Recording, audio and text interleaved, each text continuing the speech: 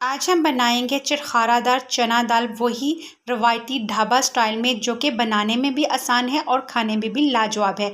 अगर गोश्त खा खा कर आ गए हैं तंग, तो ट्राई कीजिए इस मज़ेदार रेसिपी को। दाल की ये रेसिपी बहुत ही लाजवाब और शानदार है। ना ही घंटों आपको चूल्हे के आगे खड़ा होना पड़ेगा और ना ही गर्मी में मेहनत करनी पड़ेगी। बिस्मिल्लाहिर्रहमानिर्रहीम। अस्सलाम वालेकुम व्यूअर्स, खुश रहें, आबाद रहें, जहाँ भी रहें हैप्पी रहें।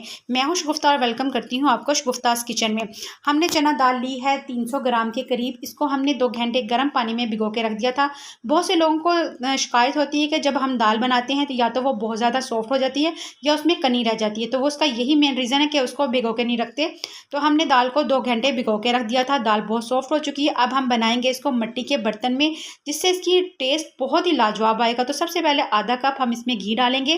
घी डालना है, अपने कुकिंग ऑयल का यूज़ नहीं करना। 1 खाने का चम्मच हम इसमें लहसुन डालेंगे, अदरक का यूज़ यहाँ नहीं करना। उसके बाद इसको हम डालेंगे 1 खाने का चम्मच इसमें ज़ीरा डालेंगे, थोड़ी सी काली मिर्चें हैं वो डालेंगे इसके अंदर, और इसकी भुनाई करेंगे जब तक इसकी स्मेल ख़त्म ना हो जाए और ज़ीरा अच्छे से फ्राई ना हो जाए। उसके बाद हमने जो दाल ली थी उसका पानी अच्छे से स्टेन कर लेंगे और दाल इसमें डाल देंगे। ना ही इसमें प्याज डालेंगे और ना ही टमाटर, और ना ही आपको घंटों खड़ा होना पड़ेगा चूल्हे के आगे गर्मी में। झटपट से ये दाल बनेगी बहुत ही लाजवाब। तो जनाब, इस दाल को अच्छे से हमने इसमें फ्राई करना है 2 से 3 मिनट के लिए। अब हम इसमें डालेंगे खड़े मसाले। तो सबसे पहले हमने 1 खाने का चम्मच मोटा कुटा हुआ धनिया डालना है, इसको आपने फ्रेश ही कूटना है।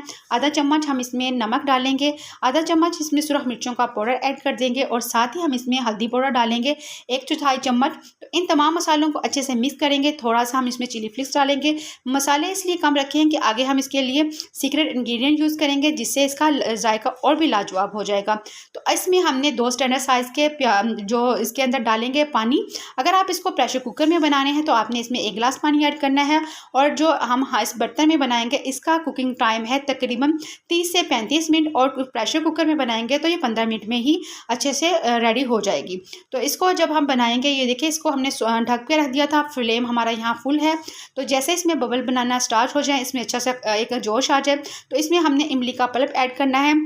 1 चम्मच हमने इमली ली थी, उसको गर्म पानी में भिगो के रख दिया था, वो इसके अंदर ऐड कर देंगे और उसके बाद फ्लेम लो कर देंगे। तकरीबन 15 मिनट के बाद इसका जो पानी है वो इस स्टेज पे आ जाएगा। दाल हमारी हाफ डन हो चुकी है और इसके अंदर अभी तक हमने कोई और मसाला ऐड नहीं किया। बहुत ही आसान से बन जाएगी।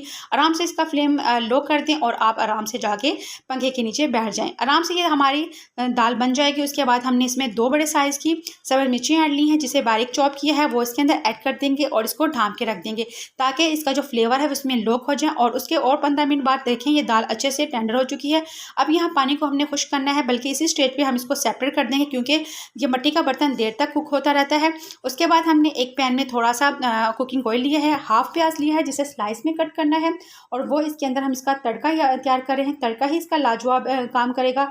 2 हमने इसमें सुरख मिर्चें डाल दी हैं, जो कि फ्रीजर में सुरख हो गई थी। अगर आपके पास साबुत हैं तो वो इसमें ऐड कर दें। थोड़ा सा तेज़पात डाला है, 1 पत्ता, और उसमें थोड़ा सा जीरा गरम मसाला इसके अंदर ऐड कर देंगे, और इसमें 2 पिंच के करीब हम सुरख मिर्चें डाल देंगे ताकि इसका जो कलर है वो रेडिश आ जाए। और ये तड़का हमारा बिल्कुल रेडी हो चुका है और हम इसमें दाल में ऐड कर देंगे। लाजवाब सा हमारा तड़का तैयार है और इसकी खुशबू पूरे घर में फैल चुकी है। तो अब इसको हम डिश आउट करेंगे। आप इस दाल इतनी चरखारेदार बनती है, आप बगैर चपाती के या नान के इसको ऐसे ही भी खा सकते हैं। ये लो जी, मज़ेदार सी हमारे चरखारेदार चना दाल रेडी हो चुकी है। अब हम इसके ऊपर डालेंगे चाट मसाला। चाट मसाले के साथ ही हम इसके ऊपर नींबू का रस डाल देंगे और थोड़ा सा धनिया डालेंगे गार्निशिंग के लिए। तो ये हमारी दाल बिल्कुल रेडी है। देखा ना कितनी आसानी से झटपट से बन चुकी है। तो अगर इस स्टेज पे आपको मेरी रेसिपी पसंद आए तो प्लीज़ मेरे चैनल को सब्सक्राइब कीजिए, लाइक कीजिएगा और मुझे ज़रूर बताया करें कि आपको मेरी ये रेसिपीज़ कैसी लग रही हैं और ये चरखारा दाल आपको कैसी लगी है।